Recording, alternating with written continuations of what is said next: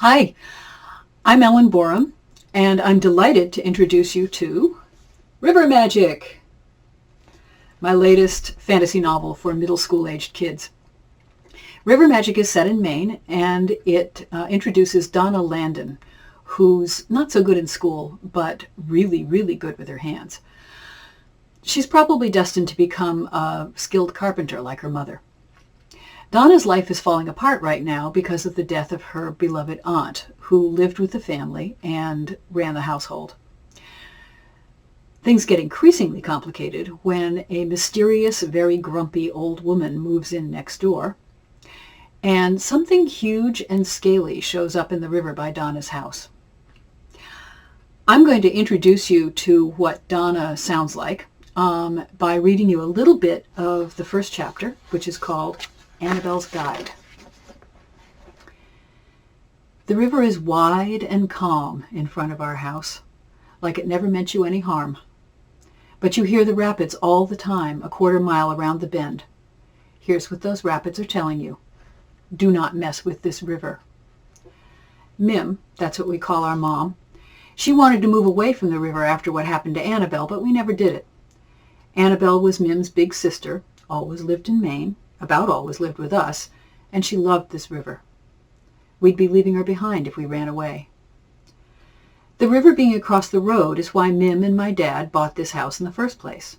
When my dad left, just before I was born, Annabelle moved in to help out, and a few years later, she and Mim started ripping stuff down and adding on, and you should see it. It's amazing. Everything built in like it's a boat. Annabelle carved fruits and vegetables and animals in the woodwork, and in surprise places like inside the bookshelf. You pull out Peterson's Field Guide to Birds, and whoa, there's a nest of sparrows. She painted the ceilings, a sunset in the living room, the constellation Ursa Major over my bed. That's the one with the Big Dipper, and it glows in the dark. Everywhere you look, there's Annabelle having a blast. On May 8th, 8 months after Annabelle drowned, I started hearing her voice in my head. I got a 36 in vocabulary that day, even though I tried real hard, and I was lying on my bed after school, all miserable and sorry, and listening to the rapids gurgle and sploosh, and I said right out loud, "Annabelle, where are you?" Because she used to help me study, and when that didn't work, we made brownies. I got this buzzy feeling, and there was Annabelle's voice in my head, almost like it came out of the rapids, except it was sweet and smooth, calm like deep water. Here's what she said. "Keep your tools sharp and oiled. Floss your teeth. Hello, Donna." "Annabelle," I whispered, "is this you?" "Of course it is. Jeezum, who else?" I almost cried, except I didn't, because I'd totally lose it once I got started. "I miss you. Where are you?" "Never mind that. Feeling anxious? Rub lavender oil on your temples." That last thing was right out of Annabelle's Guide to Everyday Household Mechanics.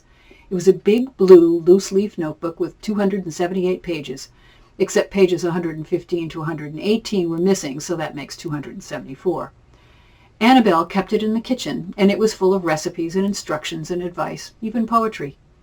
I was into the guide all the time now, trying to do chores Mim didn't have time for. So I was sure it was my own head talking. Man, I wanted that voice to be Annabelle.